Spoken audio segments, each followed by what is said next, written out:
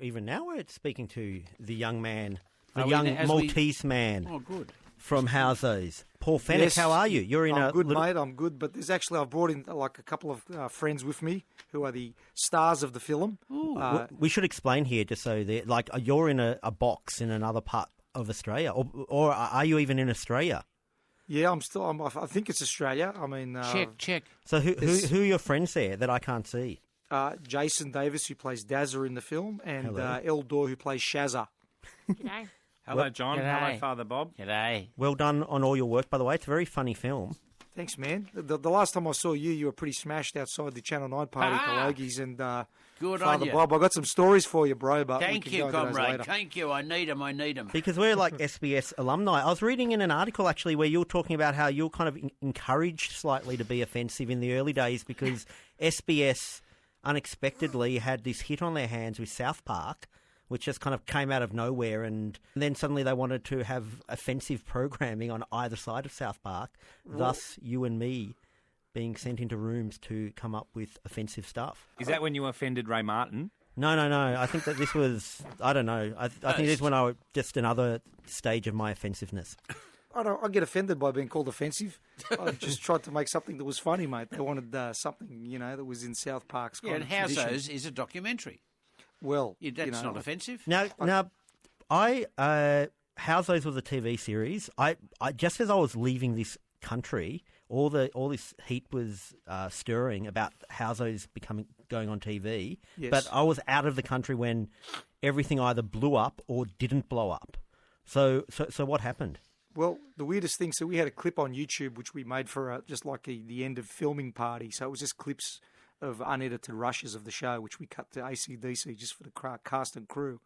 Now, somehow it got on Facebook and then YouTube. Current Affair saw this clip and they assumed it was a reality show, even though the clip had Angry Anderson, Ian Turpie, myself, and lots of many other faces. So I got all these phone calls one night saying, "Mate, you're on a Current Affair." I go, "What do you mean I'm on a Current Affair?" And I have a look, and then there's like, "Tomorrow night, the show that is taking the piss out of the poor people in Australia, funded by the government, SBS." And then, so what happened was, 24 hours later, so they were promoting it. Current Affair was promoting for the following night. And then by midday the next day, Current Affair realised that it was getting it wrong. So they went out and reshot the story. They showed the clip to real people in a dodgy area in Sydney called Mount Druitt. And all the real Housing Commission people, the Housos, they loved it. So it turned into a 9-minute promo for our show. And it gave us an audience before we even had a show finished. But didn't a local politician from Mount Druitt, didn't he burst a vein in his head about how you were being bigoted against people who from live Mount in... Druitt, yeah. I mean, look, that was the next thing that happened, which was crazy, because the show is actually based on a fictional suburb called Sunnyvale. So this politician decided to make this crusade against the show that was taking the piss out of the poor people in Mount Druitt, which was completely wrong. So we ended up, the whole thing went to Parliament and everything. And just, I don't know, man. Sometimes, the real life comedy is just, But watching this, so that was a TV show. This is a feature-length film that's going to be at the cinemas. And watching it, like, there were two things about the supposed offensiveness or stereotyping. One was, on one side, that it seemed affectionate, like it didn't seem malicious or mean. The rooting scenes, or just no, just the representation of... Sorry, Father Bob. That's all right. Poor white Australians seemed affectionate as opposed to, like, malicious. But then on the other side, it was like, well, if you're living in a world, as you are, in which, you travel on public transport and there's people on ice and they're screaming at each other, why can't that be a source for your comedy and material? Like, Well, mate, who made that rule? Well, look, I like to think that Housos is a bit more relative to the majority of Australians than things like Kath and Kim in Monte Carlo or wherever that last film was, As I've travelled as a comedian and done a lot of production, I've seen more people who kind of have a life culture that is closer to, I mean, they're not Housos necessarily, but they're into Southern Cross tattoos and they like to get crazy and they've got de factos and AVOs and STIs, and that seems like the majority of a lot of the country, the growing poor, Father Bob, back me up. No, STIs I'm just concerned about. I'm concerned that he bagged Monte Carlos because they're actually really good biscuits, Paul, and you know it. I'm just hogging the interview. Shazza, say something, mate. Well, I would just say that, we try and be, more affectionate towards the characters because we spend so much time with the people that live out in those western suburbs whilst we're filming. So, and they love us and we love them, and it's nice to make an Australian comedy that kind of features some of these people rather than pretending they don't exist. Yeah. The very good point. And another point is sometimes if, just say there's, why is this comedian making fun of bogans? It's usually that's not the only thing they're making fun of. Like the type of people who would do jokes that kind of bounce off bogan culture are just as likely to do jokes bouncing them off yuppies and bouncing them off hipsters and all the other subsets. So I'm kind of like unaware of these comedians who their sole focus is this vendetta against Australian bogan culture. Look, to be honest, Housos is not so much about bogans. It's just about poor people. And, there's islanders, there's Maltese people, as you said, Lebanese gangs, bikies, dwarves, the retarded.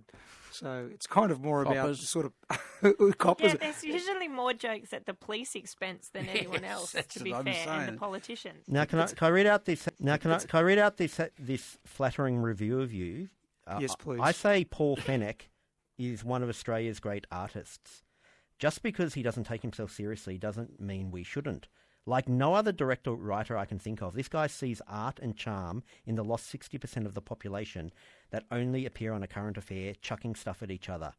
And he's not into that patronising Kath and Kim and Castle style. Hang on, maybe you wrote this on the internet. Paul is tearing up at this point. Paul is crying with joy. What are you trying to do, mate? Give me a big head. But this is the review I've been waiting for all these years. It's a singular vision you can reasonably compare to Nolan's. And I thought Nolan was like the Batman guy, but it's the painter guy. Yes. Sydney Kelly.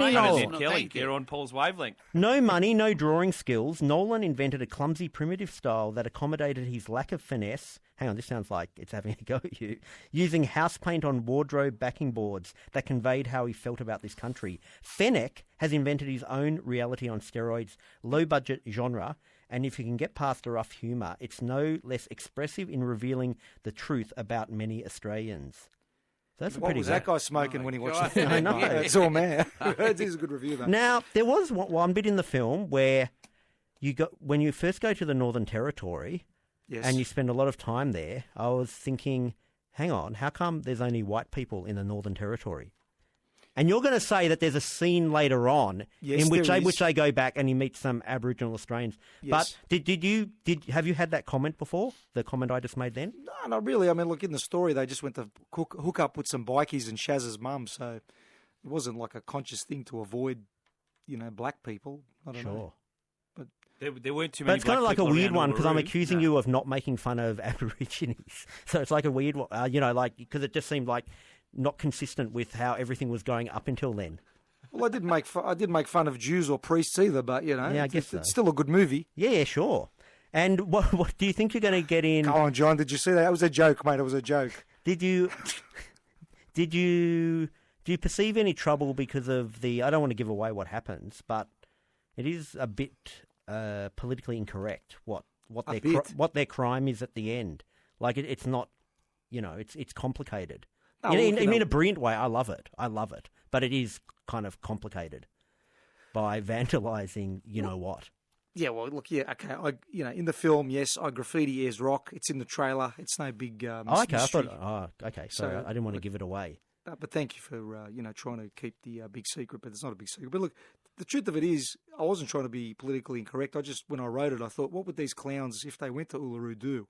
And when they go there, some of them get stoned, some of them have a bit of an orgy, and one of them goes off and does a big piece of graffiti on the rock.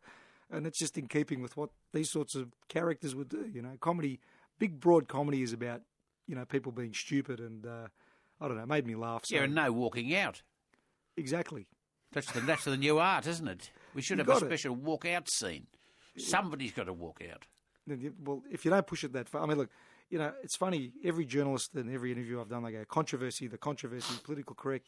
But if you look at international screen comedy like The Hangover 2 or The Dictator, I mean, far out. Those things are actually quite confronting, even for me. My threshold of confronting this is pretty high. I've seen like fat strippers and dwarves and all the rest of it, nude, clothed, So I just think that we're in line with, where international screen comedy is. I actually think we're pretty tame by those movie standards, to be honest. Yeah, it is true. You have to go harder next time. I will. Now, this is when's it coming out at the cinemas? November 1, but there's premieres all around the country, currently. I think depending on... I've forgotten what day it is because I just had a few bourbons because I'm trying to get into character. Yes. Sorry, Father Bob. No, have one on me, mate. I'm a Catholic, so, That's I feel all right. bad. I'm being a clown in front of a priest. My old man's going to lose it on me later. Paul, what did you say in front of the priest, Madonna? God. Well, thank you very much for joining us, and very good luck with the film. And look, Shazza and Dazza, any final notes on the film? No, just keep the ABC free because it's all we can afford, eh? Yeah, and go see the movie or you're un-Australian. Can I just add one last thing? Yeah. Sure. It's the litmus test to know if you are a Houso. This is Shazza, tell them how you would know if you're a Houso. Or you might know that you're a Houso if you got a hickey and a black eye at the same time. Or, more importantly, if you're 6-month-old and you de facto have the same amount of teeth, you're probably a Houso. Thank yous. Or if you're Greek and your last name is Housos. Oh, God. Thank you very much. Sunday Night Safran on Triple J.